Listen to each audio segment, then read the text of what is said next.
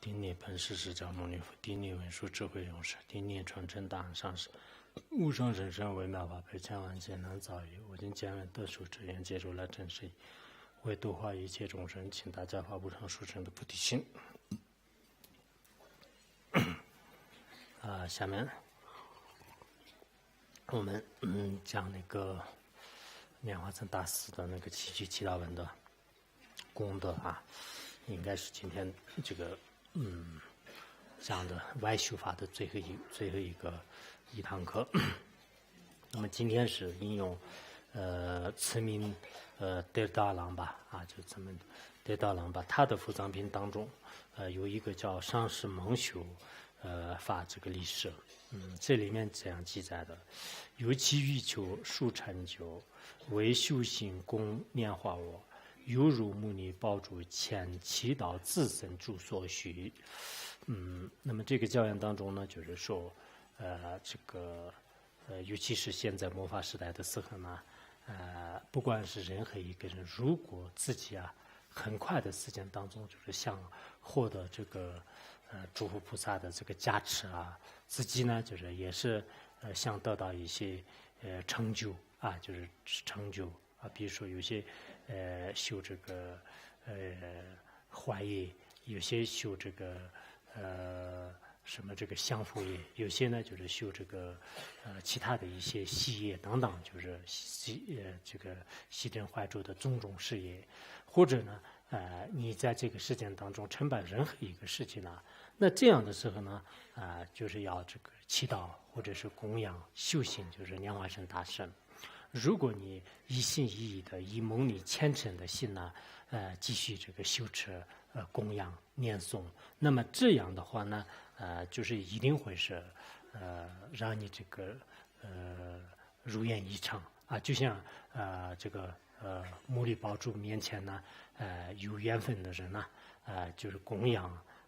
倾心祈祷，在这样的话呢，那么牟尼宝虽然没有它分别念，但是它自然而然呢就是会给你带来就是你的一切的这种所需啊，就是我们通过历史也可以知道，以前的很多人呢他需要就是这个财富的时候呢，在牟尼宝面前就是祈祷，就是然后呢就是降下这个财富。如果他需要呢，就是世间的一些名声地位的话呢，也是在这个牟尼宝面前祈祷呢，就是全部都就是获得的。所以说呢，我们这个为什么经常呢，就是称为就是念是如意宝啊？就为什么念是如意宝呢？因为如意宝跟赐予一切悉地一样的。那么我们后学者呢，就是有什么样的这个愿望呢？就是其他他都能满足。就像是地藏王菩萨的这个传记里面说，就是祈祷就是地藏王菩萨的时候呢，就是满足众生的一切所愿。那么念师的传记当中呢，也是同样就是这样这个宣说宣说的，尤其是末法时代的时候呢，很多众生的这种成就比较慢。他所承办的这种事情呢，就是效率特别低。在这个时候呢，就是祈祷莲花生大师呢，一定会就是满足你的一切这个愿望啊。所以说呢，有些人呢，就是在这个修行过程当中，什么感应都得不到，或者呢，你自己想就是承办一件重要的这个事业的时候呢，始终是就是违缘这个重重啊。那个时候呢，我觉得是这个祈祷莲花生大师就是的确就是特别特别的这个重要啊。昨天有一位萨迦派的这个堪布就是到我哪里来，就是他求一个什么那个文殊大圆满的传承，然后文殊大圆满的传承的是我也没有这个念，因为时间那个就是不是那个对文殊进修大圆满的那个传承。但是后来我们在大圆满和一些这个境界一些大圆满的兼修行过的道理上呢，就是做了一些这个探讨吧。就是探讨的过程当中呢，就是他后来就是说这个他在这个修行过程当中也好，或者是这个弘法利生的这个时候呢，就是经常这个出现一些这个违缘啊，就是很多事情刚开始的时候呢，有一种这个辉煌的阶段，但后来呢，就是慢慢就是糊涂社会，就是什么事情都是就是没办法这个承办。他问我这个有什么样的这个办法，就是让我提出一个建议。后来呢，我说我也不知道，就是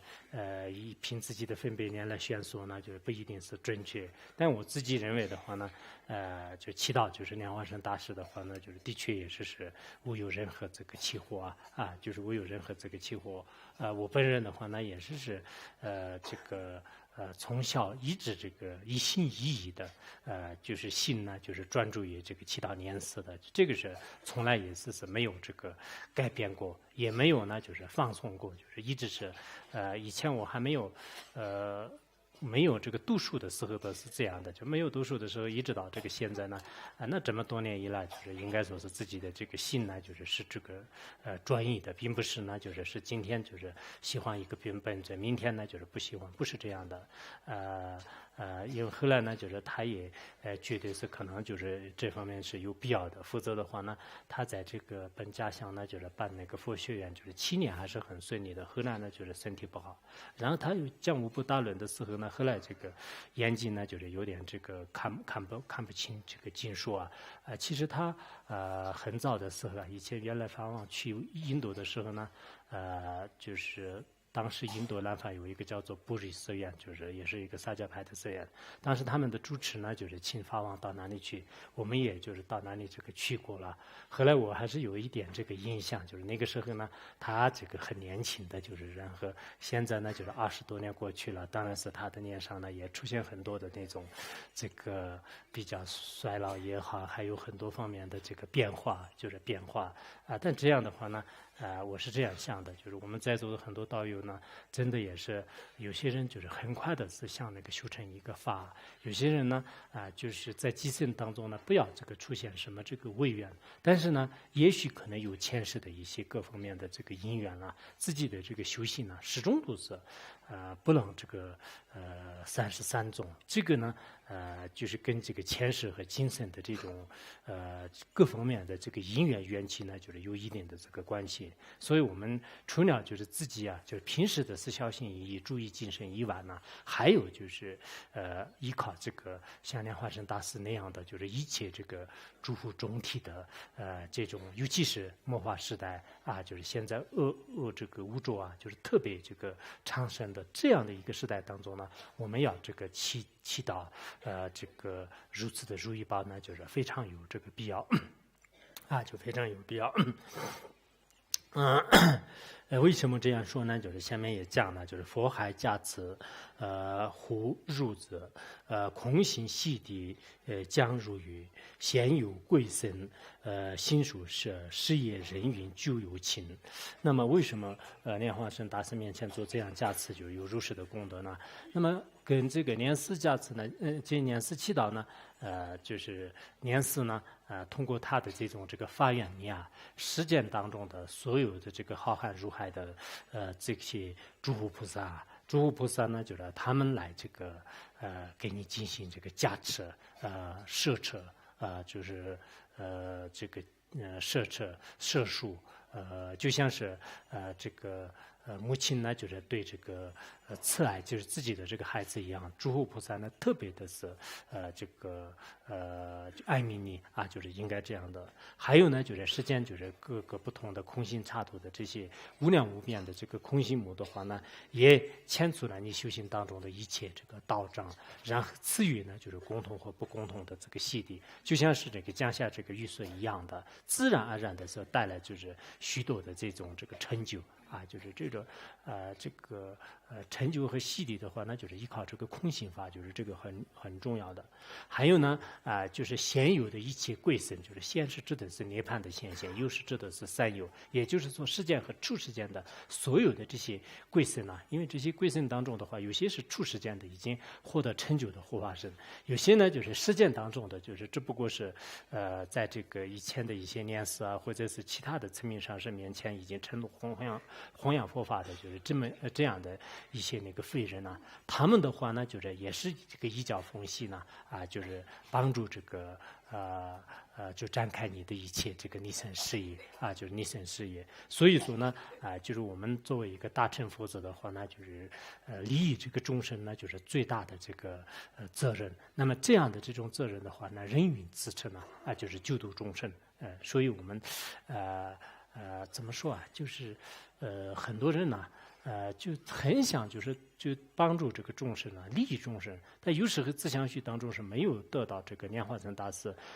这个为主的诸佛菩萨的这个加持如果没有得到加持的话呢，恐怕是心里面就是有这样这个利众的心，或者呢就是弘扬佛法的心，但是有心于力不足，因此呢，心肠就是在实际操作过程当中呢，就是碰到这个违缘呢，就是不能就是如实的这个实现。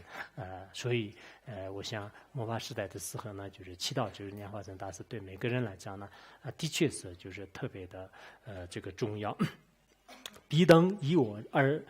身着处以精进二世修，若其我乃诸君成。那么莲花生大师说是上面就是所讲的，就是诸佛菩萨这个空性护法加持这些的这种因缘的话，全部是依靠这个莲师就是得到的就依靠莲师而得到的。所以我们这个实修过程当中呢，大家也是不要这个胡思乱想，应该这个遣除一切的这个疑惑。那莲花生大师呢，就是从来的是根本不会这个起惑这个任何人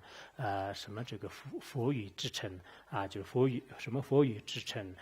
终不弃人，就是有个佛经里面这样讲的。那个就是佛的这个语言的话呢，就是再怎么样比如说这个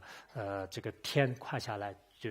假设说是天垮下来的话呢，那么就是佛陀的这个语言呢，就是不会这个起惑的。同样的道理，就是莲花生大师呢，就是对当时的这个君臣也好，对所有的这个人们呢，就交代，就是他的这个金刚语呢，就是不会起惑任何人。因此，我们只要这个修成莲师的话呢，就是其他的这种本尊也好，护法神也好，自然而然的是可以这个修成。我都有时候想，祈祷莲花生大师很重要。就像我们实践当中，就是承办一件事情的话呢，你最大的这个领导已经说通了的话呢，那么下面的就是这些人的话呢，就是慢慢就是应该这个轻而易举了。就是同样的道理，如果我们把这个莲师的这种智慧或者是他的加持融入自己心的时候呢，那其他各教各派也好，或者是护法神也好，很多本尊就是他们都是应该就是在这个显现上呢，就是他就是一切诸佛的这个总体。这样的话呢，我们呢就是一定要这个一心一意的祈祷。即使说你实在是对莲师生不起信心的话，那千万就是不要这个人以这个诽谤就是现在呢，基本上就是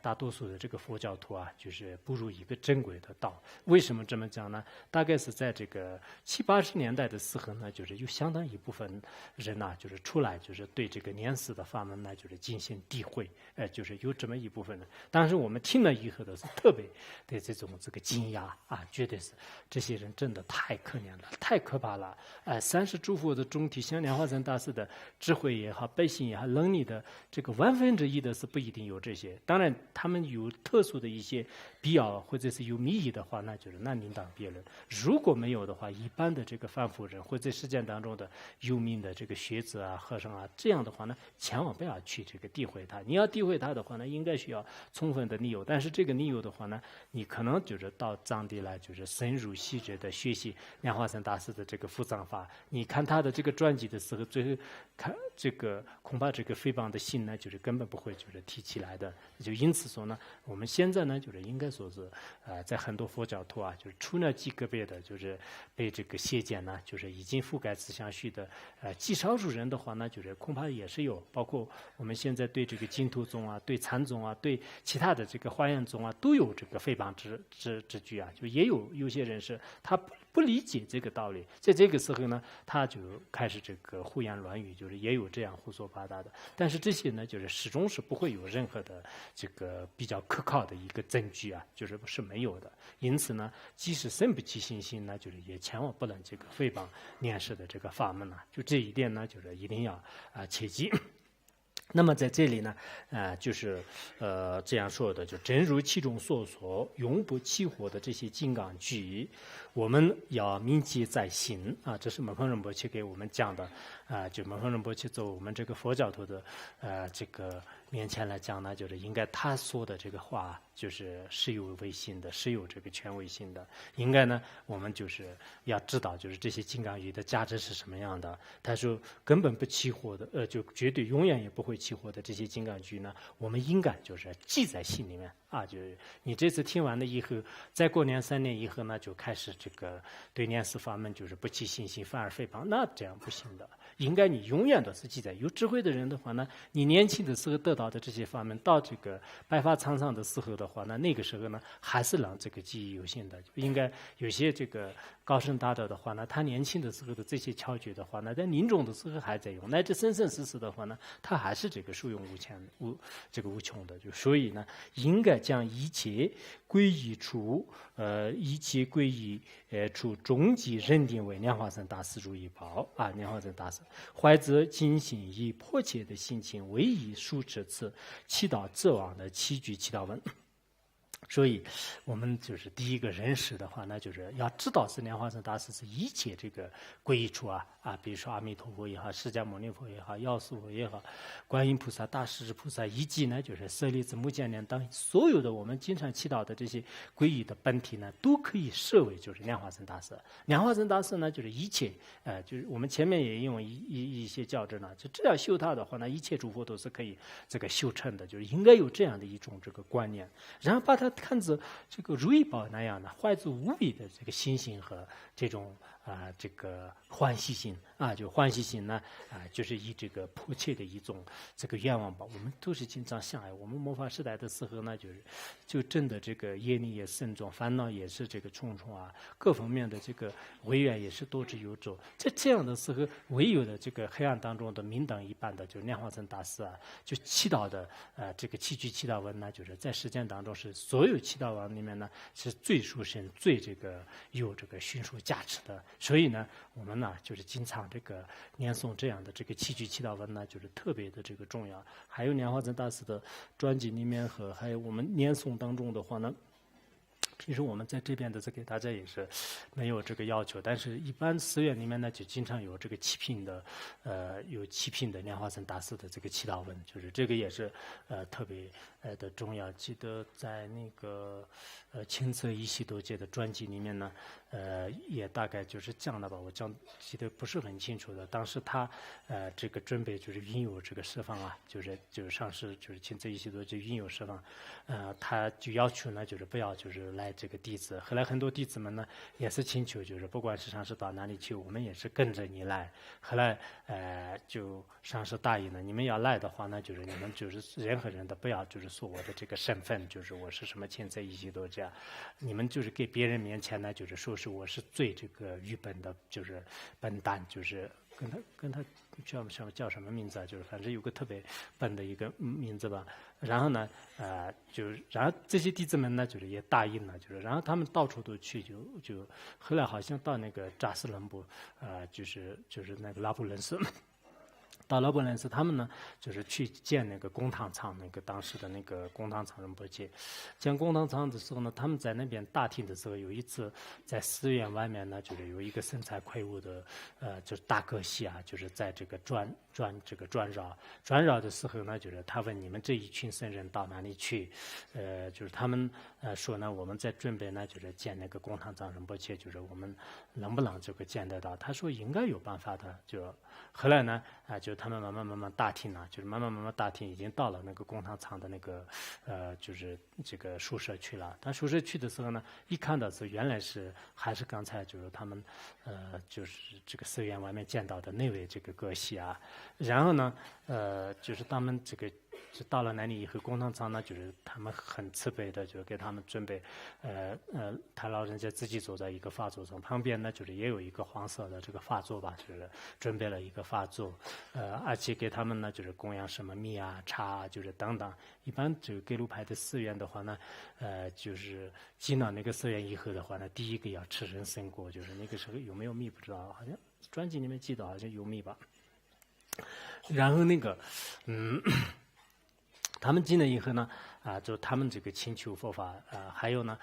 就公堂仓呢，就是说是你们最好是按照我们这个给路派的次序也是这样的，以这个自己的这种修正也好、戒律也好，这个次第而做。次第而做的话呢，他们里面有一个专门就是要求让他当上师的，有一个叫什么叫界面还是说什么，就有一个人让他呢就是坐在上面，而那个前泽一些斗界呢就是坐在最后面的那个，他就当一个小小的这个圣人，就是笨蛋，就是什么都不知道。他说是我连这个字都不认识，就是就这样坐着。后来那个他们就请求那个让公堂仓传法，公堂仓呢说是我们这个给路派的最这个神圣的法门呢，就是这个三主要道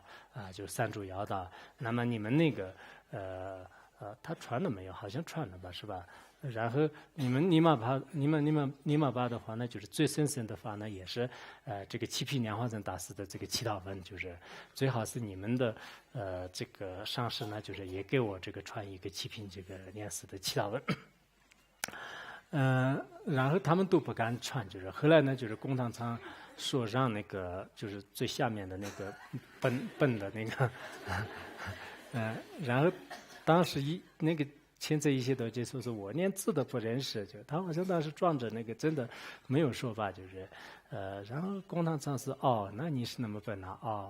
好像后面没有是吧？我忘了那个专辑里面可能你们到时方便的时候看一下，那个故事很精彩的，但所以，我们尼玛帕的这个法里面呢，这个七句祈祷文，还有那个七品祈祷文呢，就这些的是特别特别的，这个重要啊。就是一般来讲，很多那个寺院里面早上，就像我们早课晚课一样，就是汉地的早课晚课一样的那个七句祈祷文和七品祈祷文呢，就是早上天没有亮的时候，就是很多这个出家人呢，就是每天都是唱诵，就是以前是这样的，但现在很多新的年轻人呢，有些寺院里面汉地也是这样的。就很多那个新的这些和尚的话，那早晚课的时候他们不会背，就是他们很痛苦的，就是到那里就是打瞌睡啊，就是一直这样的，甚至有些呢，就是在这个下面就是什么这个发信息啊，就是然后当家是抓着了，就是开始打，就是现在寺院里面有种种出现。那么我们藏地也是这样的，就是以前就是老喇嘛，就有些老的修行人的话呢，一早起来的时候开始就是念那个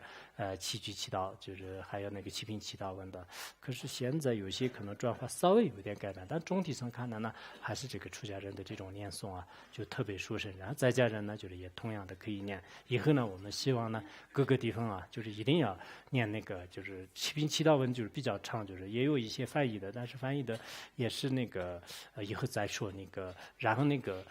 这个七句祈祷文的话呢，就是我们希望呢，就是应该各个地方都要这个念的。以前法王去那个东南亚国家的时候呢，就很多道场，西方的很多那个怎么说啊，就是那些这个中心和道场的话呢，就是这个密法呢，就是应该特别这个就大概是93年和法王当时93年去的，还有后来是那个95年去的。那么那个时候的话呢，就是在外面的很多道场当中，他们念七句祈祷文啊，还有那个念四心咒啊，就是特别的这个成熟。可是我们汉地很多地方啊，很多中心的话呢，就是除了就是阿弥陀佛以外，就是还没有这种莲花生大师的这种祈祷文的声音。当然阿弥陀佛是非常这个殊胜的，但是我们应该要这个全面的了解，就是这样是很好的，因为众生的根基都是不相同的，我们也不能说是只念莲花生大师心咒，不能念阿弥陀佛啊，这种说法是一种片段的，就不行的。有些是依靠念四心咒来得到这个解脱的，有些是那个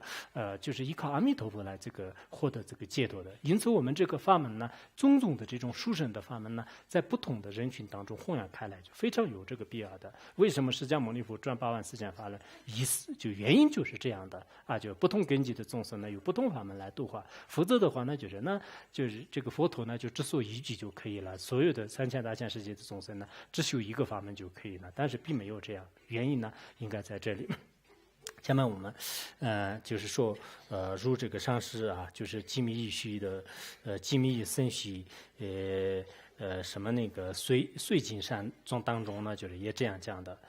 无隔海道展开什么那个华瑞上唯以会唯以泰然年时半扎扎，应该半扎扎吧扎。此安乐为明非曼达然，方便智慧空乐大自在，设计一切如来，一尽水啊，就一尽水，笔者妙理显现多幻变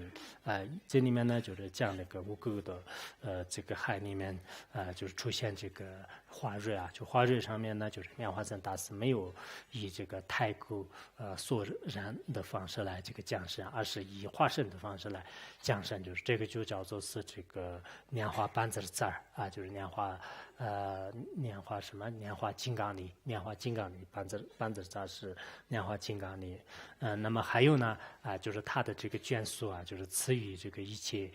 大乐智慧的美味啊，就是一切大乐智慧的美味的这个空心母曼达拉瓦，他们呢就是标志着这个方便和智慧，也就是说呢就是佛陀的这种大慈大悲的这个空漏无边的智慧啊，这样的这个大自在的有物呢就是这个诸尊的这种这个形象。然后呢就是莲花生大师就楞这个摄持啊，楞这个摄持30一切十方如来的这个智慧的这个精髓啊，就智慧的这个精髓。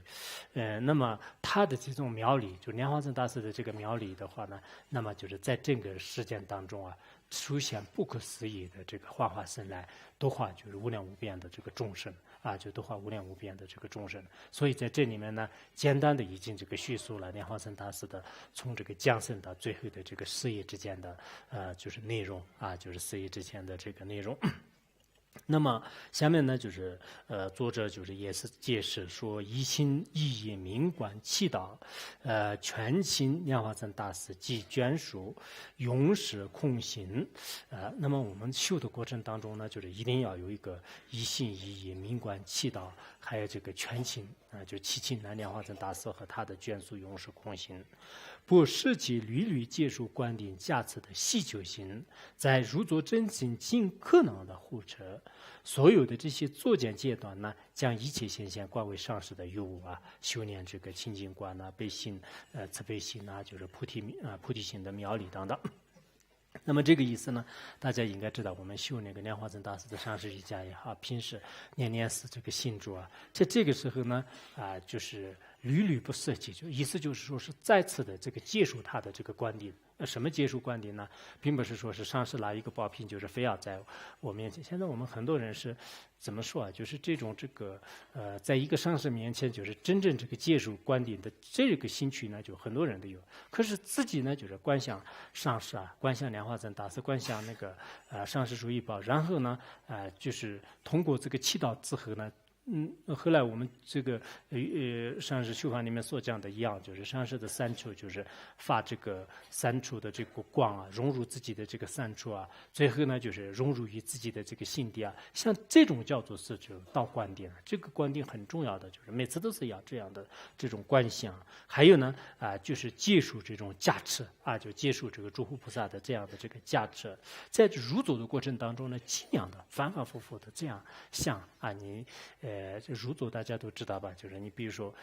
这个下午2点钟你要闭关的话，那就是从闭关到出关之间的整个过程呢，就叫做是入座的过程当中。或者你每天也好，或者你念诵的过程当中呢，可以叫这个入座的过程。在入座的时候呢，一定要经常这个观想上师瑜伽，就是对赐予自己的这个加持。这种加持呢，就是相当的这个殊胜，就是迅速啊，就迅速这样这个护持。然后在那个下来过后呢，就是你出定的时候，就回向完了以后，这叫做是作见，就是也叫做是出定后代。在那个时候呢，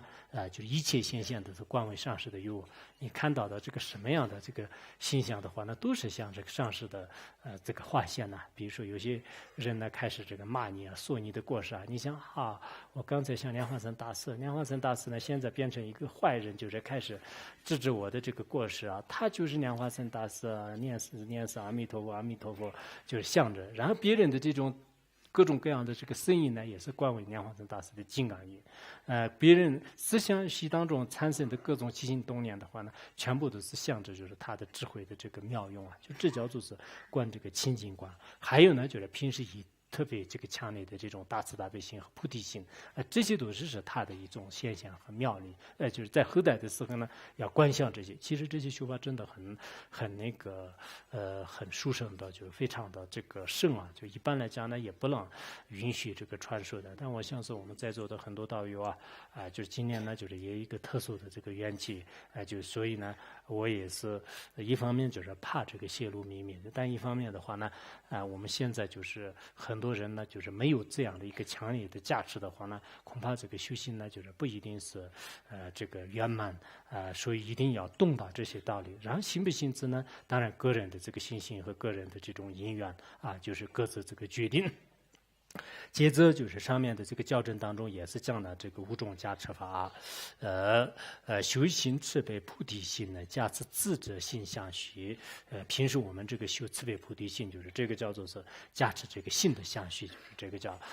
这个心的相续呢，就是做加持的。然后所住观为无尽处，加持一切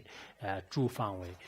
这个住处就住处呢，就是平时我们所住的这个城市呀，所住的这个地方呢，都观为这个无尽刹土，就这个是加持这个方术，加持这个环境的。然后什么方式观想无量殿加持所居之卧室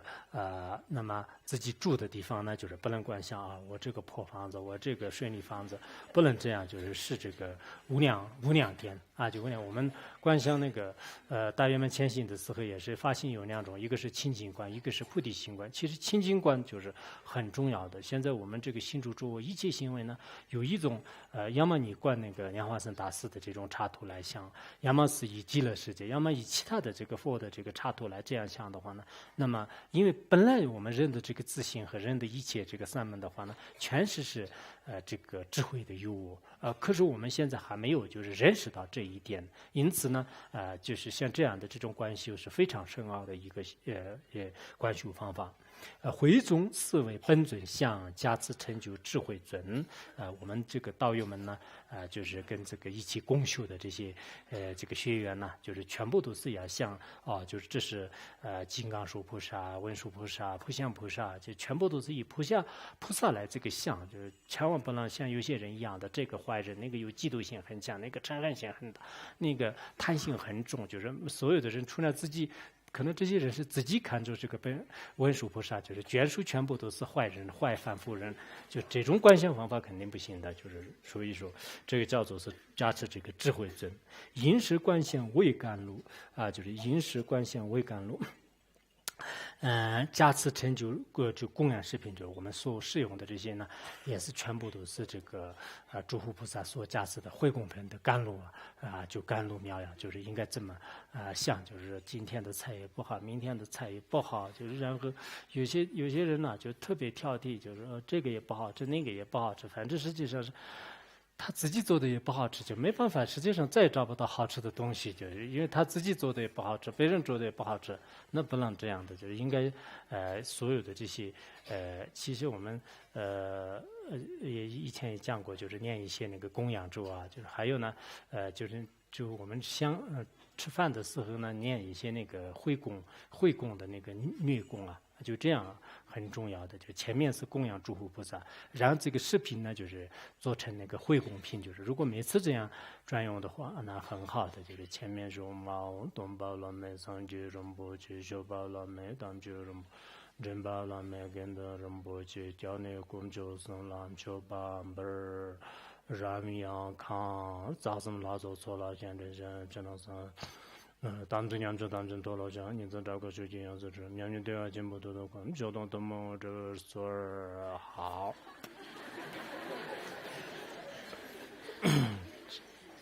就然后就把那个视频呢，就是做成那个会供品，就是这个很好，以后可以这样用，就如果方便的话。如是五种加持中，方是不可思议者，就这样的五种加持方法当中，其中它可以放射很多这个涉及到很多方面的内容的意思。按照其中所说的释谛修则，将自在圆满共同洗涤与殊胜洗涤。这以上呢就是讲的那个这个莲花生大师的这个外修法就是外修法已经讲了。然后我们顺便呢就是讲一下最后就是一个汇集世修道次第啊，就是这个就是七句祈祷文的讲义的最后面有个这个汇集世修祈祷文啊，这个我字面上呢就简单给大家念一下，大家把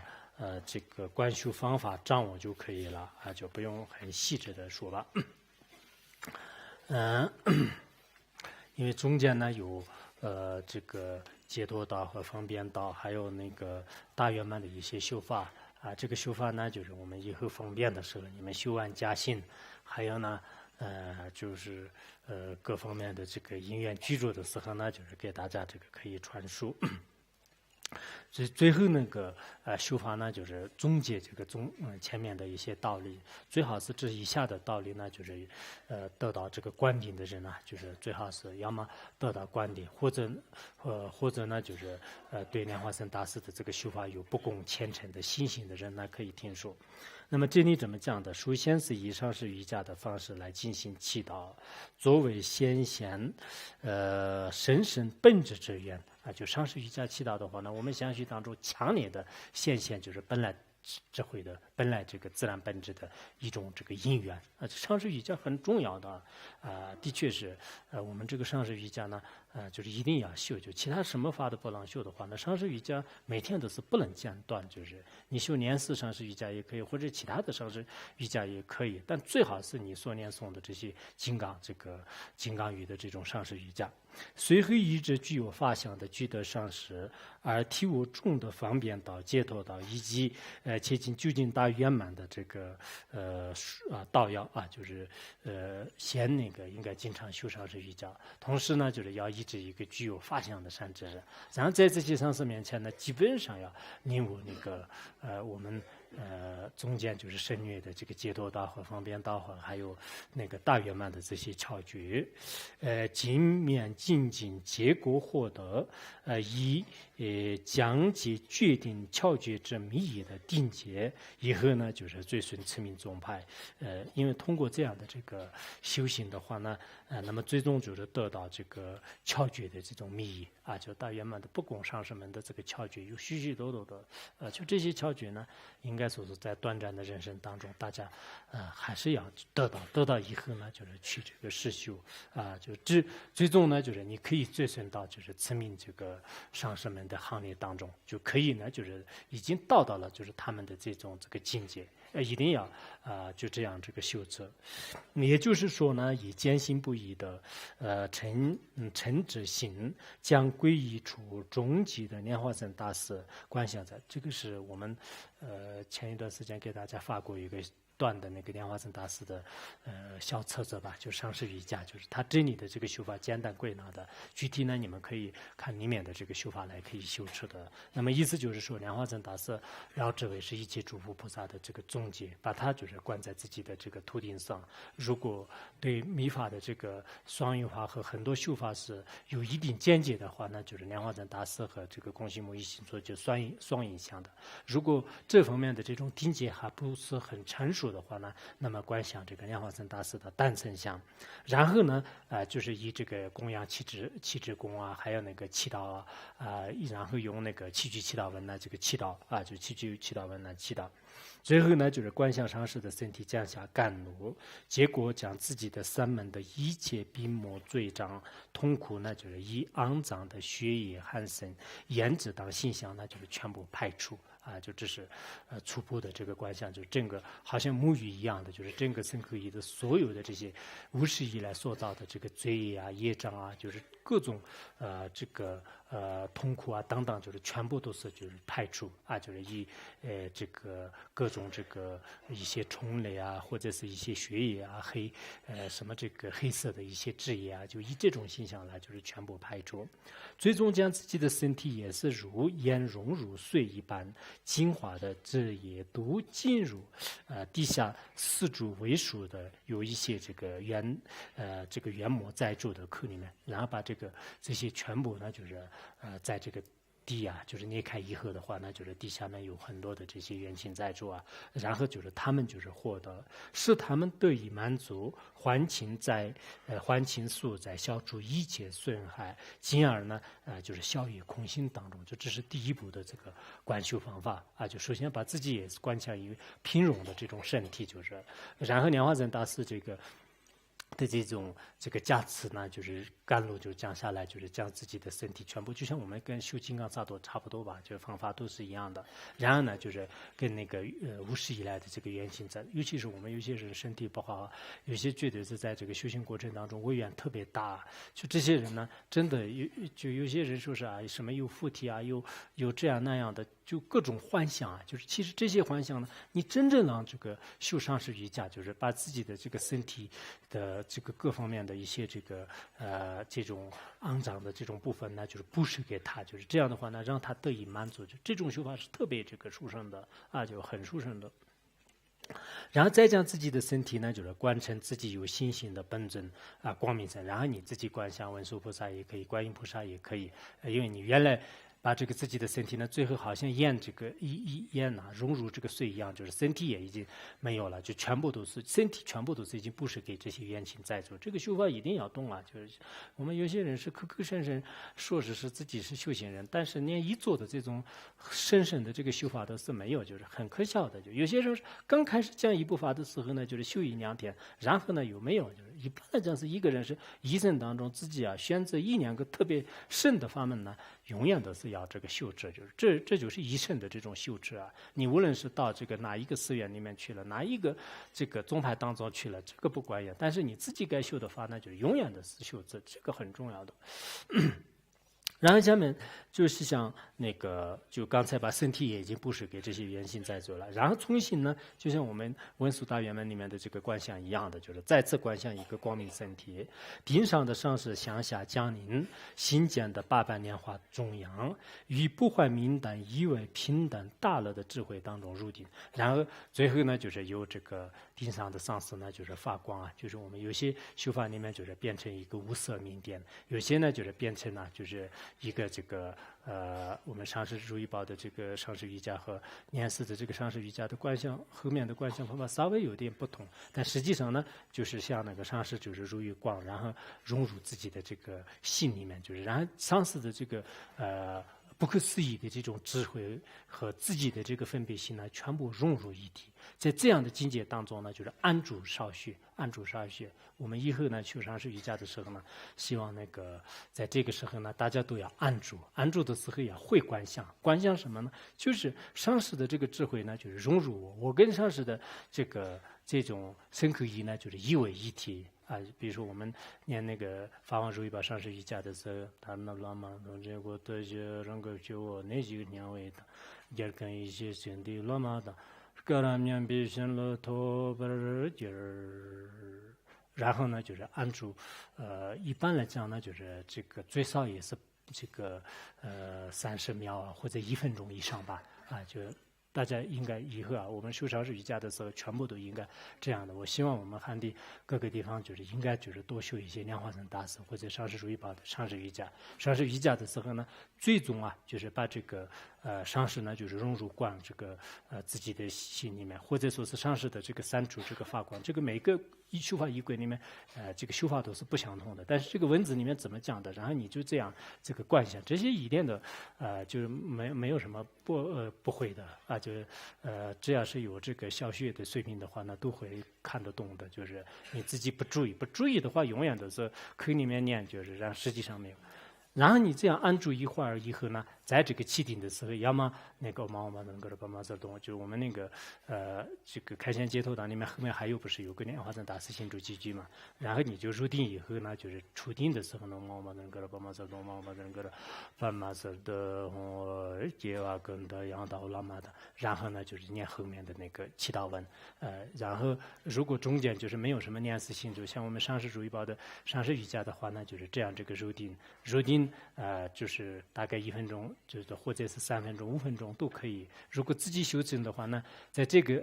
境界当中，时间稍微长一点都很好的，就是比如说15分钟啊、半个小时啊，你一直把自己的这个分别心跟那个上师的这个智慧呢，就是融入一体啊，就这种这个修法是非常有价值的，而且呢，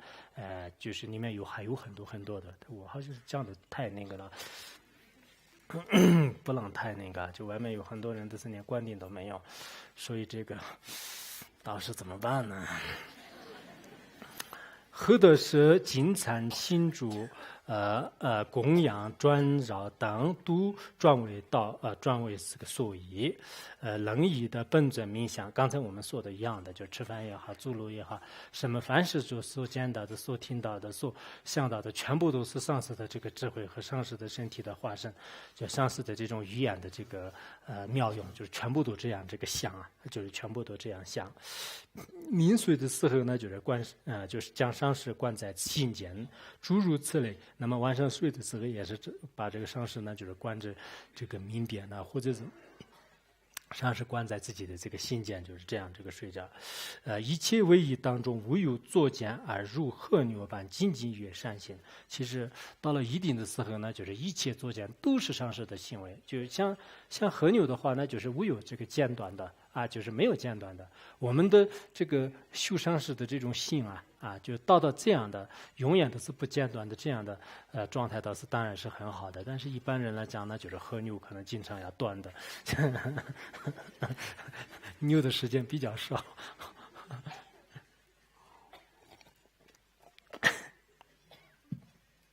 或者那个将上师观想在前方的虚空当中进行供养、赞叹、祈祷，这个祈愿赐予生于意的加持等，这一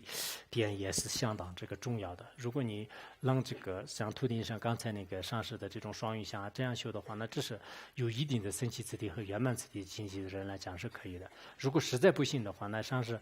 就观想这个单身相啊，或者说是上师呢，就像这个虚幻修行里面所讲的一样的，上师的这个心相呢，就是不改变。上师的本体呢，一切诸佛菩萨的这个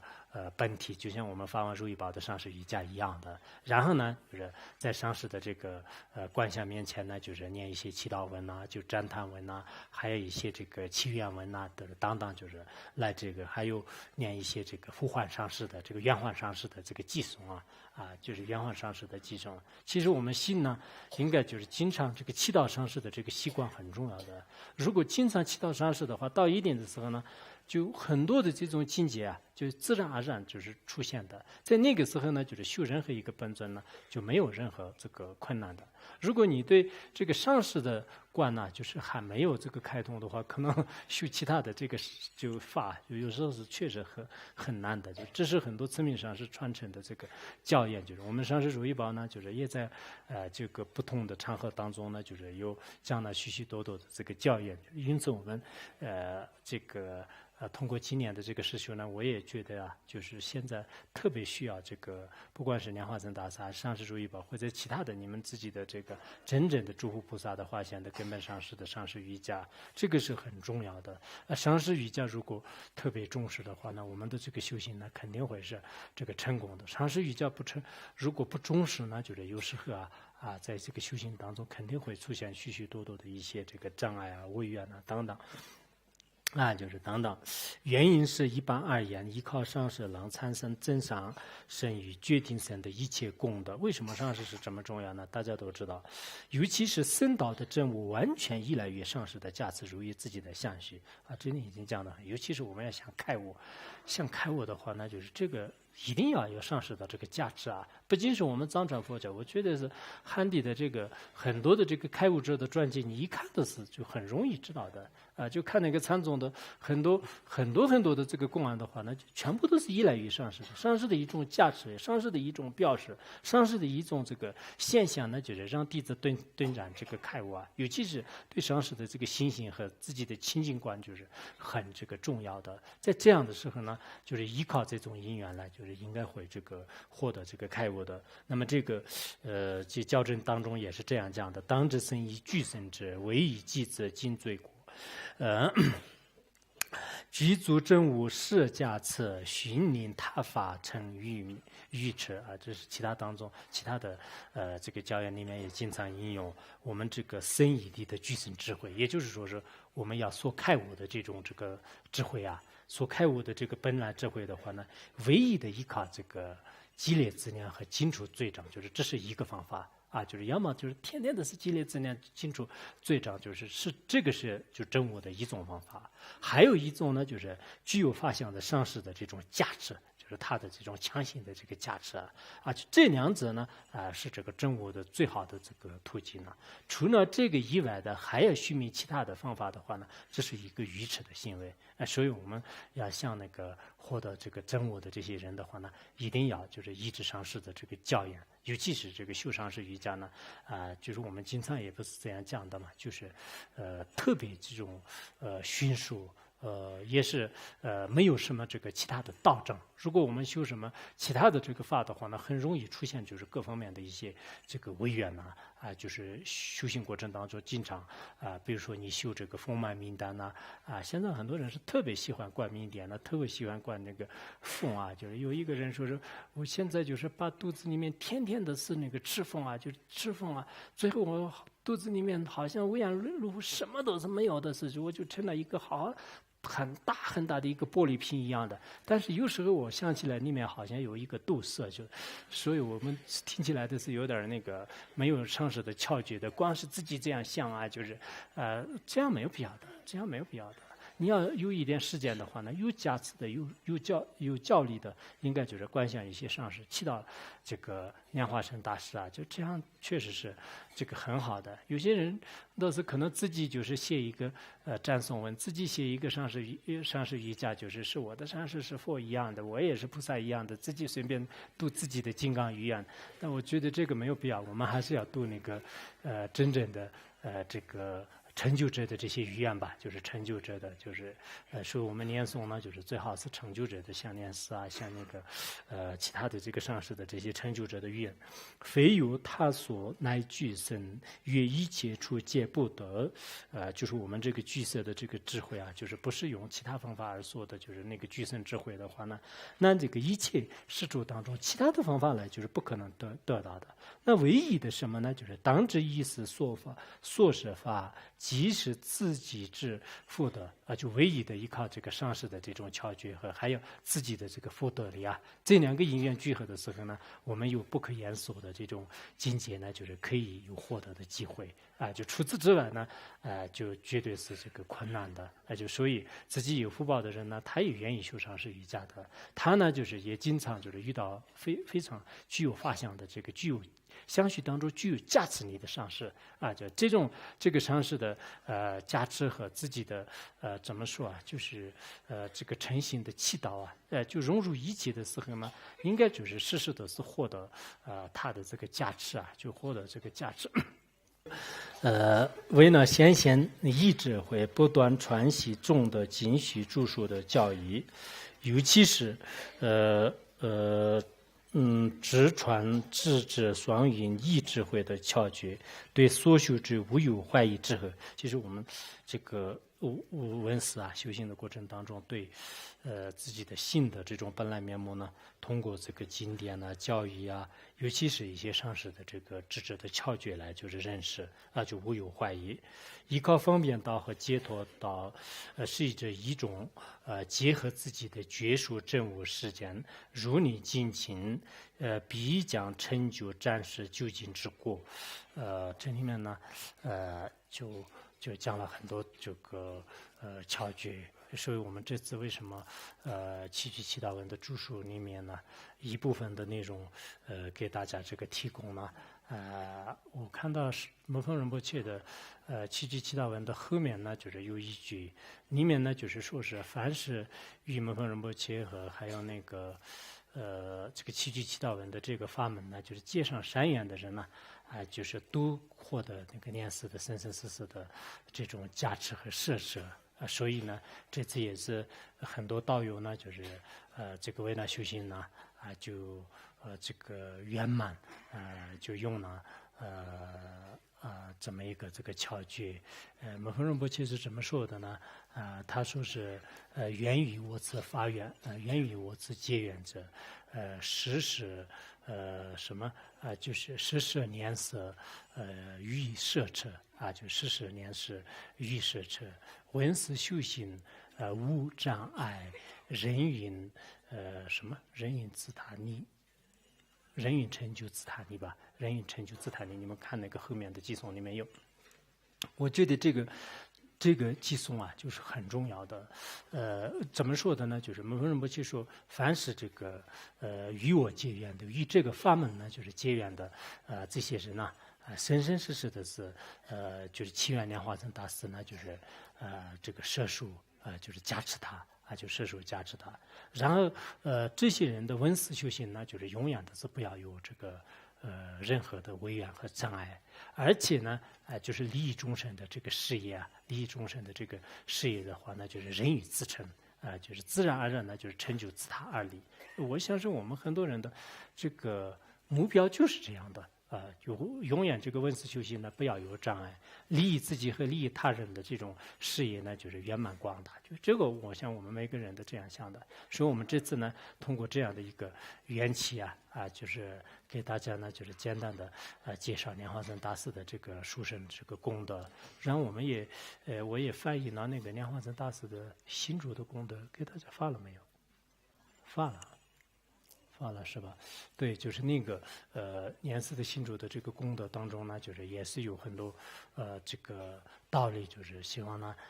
这个以后就是在汉地各个地方呢对这个莲师生那个信心，生信心的话呢，通过各方面的一些这个因缘也好，或者呢就是以众多的这个校正例证来，可以说明我们的这个佛法呢就是越来越这个兴盛。再加上呢每一个人来讲自己的这个修行呢一定会是这个成功的。因此你们经常这个出门的时候也好，就经常呢就是带一些莲花生大师的这个像就我前两天给大家发的那个照片的话呢，再怎么样也是肯定就是带在这个身边的话，这个不是很麻烦的就是不是很麻烦的。然后在佛堂里面的话呢，也最好是那个放莲师的这个像有些人说是我是仙宗的佛堂，密宗的佛堂，仙宗的佛堂是在这边是，然后密宗的佛堂在那一个屋子里面是，害怕到时互相看到了。这个不必要的，就是仙宗佛堂的佛全部都是集聚在一起，就是不可能是现在国际上的实践的人都是全部东方的人和西方人全部合在一起，就住在一个房间里面都是可以的。那么诸佛菩萨是更不会有任何这个打架和互相冲突就这种现象是绝对不会有的。所以说呢，根本不需要就是设那个两种佛堂就是在你的这个佛堂当中有莲花生大师的话，那就是绝对不会对你任何的这个障碍。现在有些民间的人也好，有些刚开始学佛的人的分别念特别重，就是不如理的地方呢，就是他就想到很多的；如法的呢，就是根本没有这个很多的这个思维。所以我们希望呢，就是在座的很多道友也是有机缘的时候，我们身边还有